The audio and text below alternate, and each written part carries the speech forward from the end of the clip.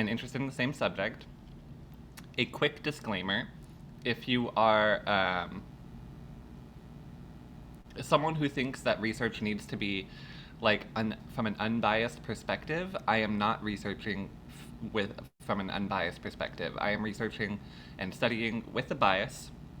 I am an anti-imperialist, anti-colonial Marxist-Leninist, and so that is the perspective that I will be doing all of my research from. I don't personally think that I need to be researching from an unbiased perspective when challenging something as violent and dangerous as colonialism and imperialism.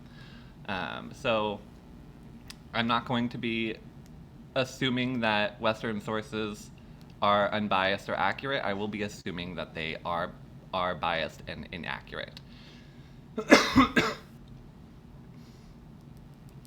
Twitch didn't notify you. Well, Twitch, I also set the Twitch notification up wrong, so it told people it was testing again. But I have that fixed for next time. Thank you. Correct, we all have bias, and there is no unbiased research. Your bias is the best bias. Thank you, I agree. Let's go over to the Just Chatting page then. Hello, everyone. We're over here. Let me set up the video. I have a video to start watching. I believe, is Luis still here? Luis, if you're still here, shout out. Luis and Ash might be here as well, are part of Collective, and they are ambassadors in the PRF Discord. Hello, Luis. And we're going to start off by watching a video from Collective. Things to... yes. This was created by Ivan. Now let me just share the screen.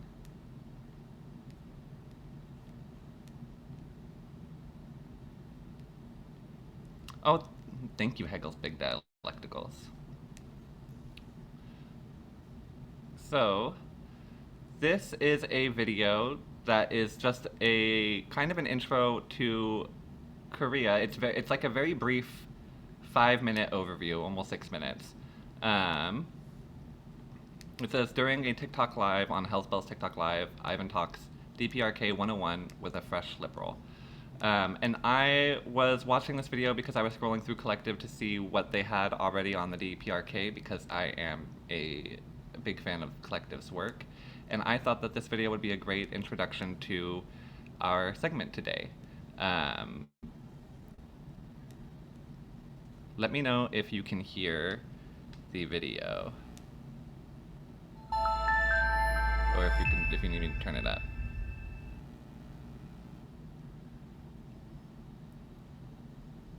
So, if you look at the history, right, of Korea, forget about North Korea, forget about South Korea. Let's just talk about Korea, right? Like Hals was saying earlier, Korea was its own kingdom, or its own nation for centuries, till eventually was colonized by the Japanese, right? That struggle went on for decades.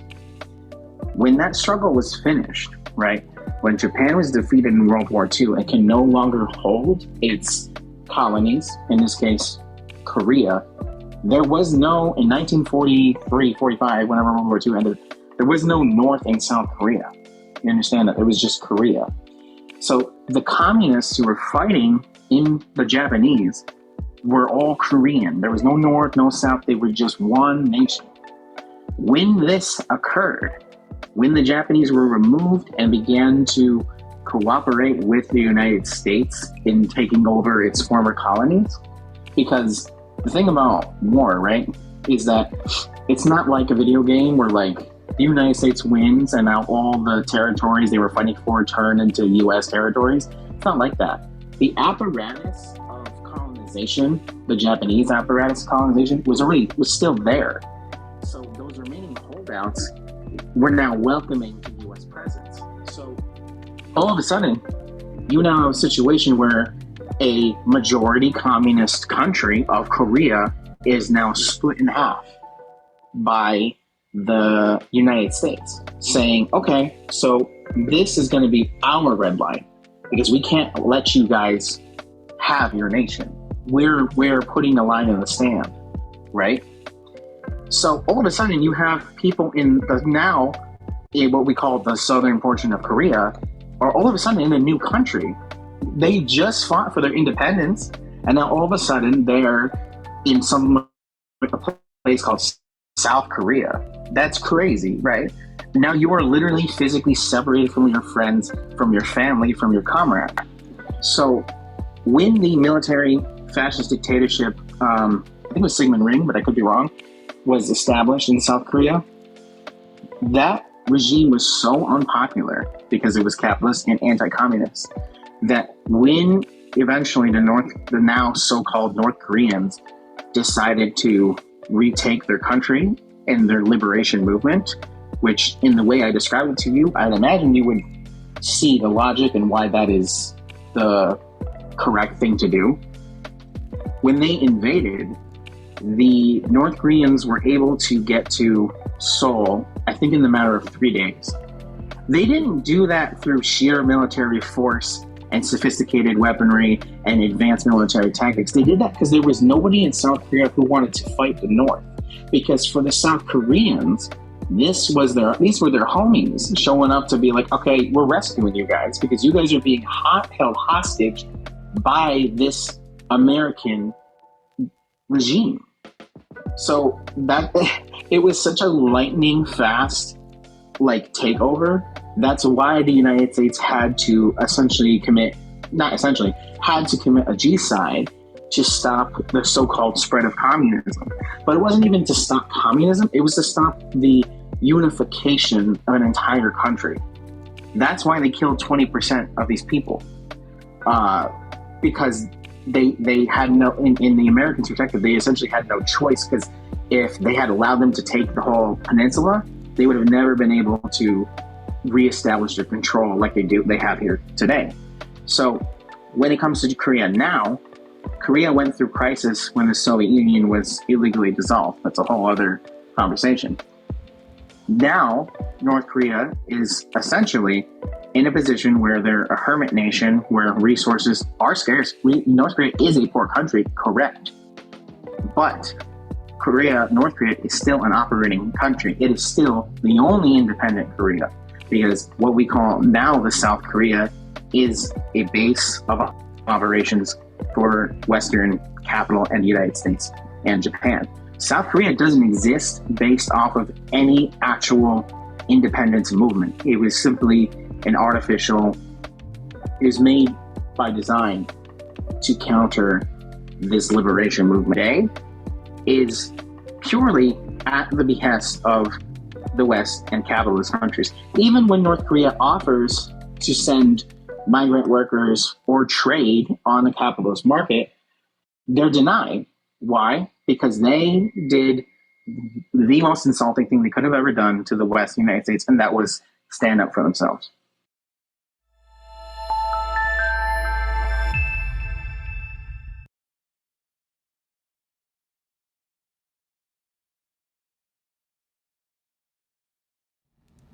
So that was Ivan on a TikTok live. That was a clip, and I think it was a really great just way to It's a really great way to introduce people who aren't familiar with the understanding of Korea, because Ivan points out about halfway through, it's something that my husband and I talked about the other day, is that when when Japan was kicked out of Korea, it wasn't like there were two regions. It wasn't like there was the DPRK, the North Korea, or something like that, and South Korea were like these regionally distinct parts of Korea that naturally needed to be divided.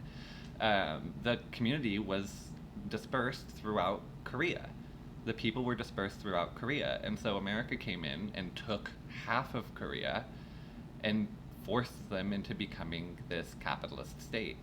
And that the method that they chose to end up doing this with was with a genocide, with the Jeju Island massacre.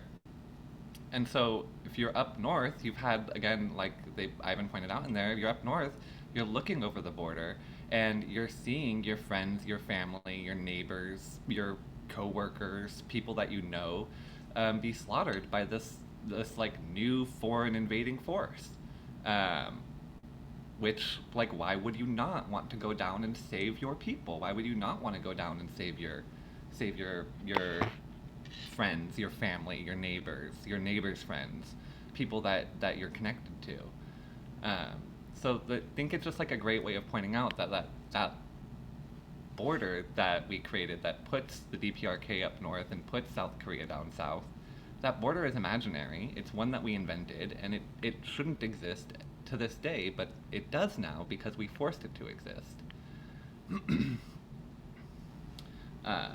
Mariah says, hey there, you base beauties, radiant radicals, cunning comrades, terrific trans people, legendary lesbians, enchanting envies, defiant darlings, and ballistic missile ballers. Free Palestine. So based. You can send, yeah, Carl, you can send it. We can watch that if you want to. This would probably, if it's 2 minutes, this is a good time to send it.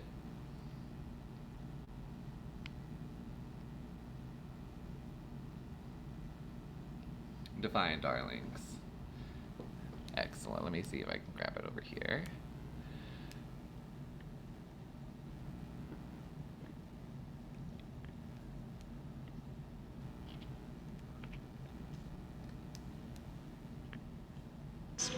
어렸을 때부터 믿었어요. 교회당도 여기는 많았고 평양에는 교회당이 너무 많아서 제2의 예루살렘이라고 했어요. 네, 지 어머님이 평양에 서문여고를 다니셨어요. 네. 저도 서문여고 졸업했습니다. 지 어머님이 서문여고에 다니셨어요. I couldn't believe this. Here was a woman who went to the same school as my mother. I felt connected to this woman instantly. 해방된 다음에 그다음 일본 놈들 망해서는 뭐이 생각나냐면 일본 놈들이 다 갔단 말입니다. 네. 하고 그다음에 해방에 대해서 인민정권을 세우고 자유로운 예배당도 많이 가고 이렇게 됐는데 그 다음엔 평화롭게 살았죠. 네. 아주 5년 동안은 아주 자유롭게 평화롭게 살았습니다. 네, 전쟁 날 때까지. 예. 네. 그때가 아마 제일 황금의 시절 같았습니다. 네. 우린 그때 교회당에 그래서 매주 다녔습니다. 네. 학교에 끝나고도 교회당으로 가고 비행기 폭격이 너무 심해서 평양 시내 교회당이 하나도 없어졌습니다. 네. 예배 볼 때도 폭격해서 다 죽었습니다. 그때를 생각하면 눈물이 납니다. 나쁜 선전이 돌았습니다. 네. 저게 원자탄 떨구게 되면 다 죽는다. 남으로 나가야 된다. 그래서 그런 공갈에 의해서 많이 남쪽으로 따라 나가다는데 네. 나가던 사람들 역시 미국 놈들이 다 총으로 쏴서 죽이고 폭격해서 죽이고 다 죽였습니다. 교회당 하나도 없이 예배 보는 곳까지 다 폭격해서 죽어서 평양시내 예배당 하나도 없습니다. 그 전쟁이 일어나기 전에는 미국을 하나님의 천사로 알았대는데 전쟁 겪으면서 우리는 미국을 증오합니다.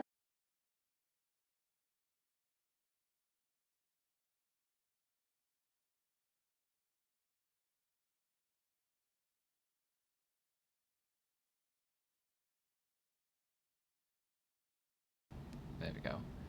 Wow, that is incredibly tragic.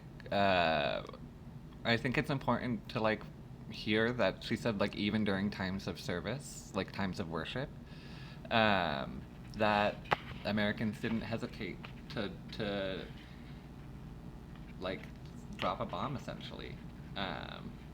Thank you. Also, Ash, thank you so much for the sub. I appreciate that. That's very kind.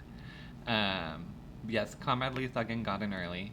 They subbed the 2 days ago before I even did my test stream. Also, hello, Mix Resancel. Mix Resancel. I did my best. Yeah,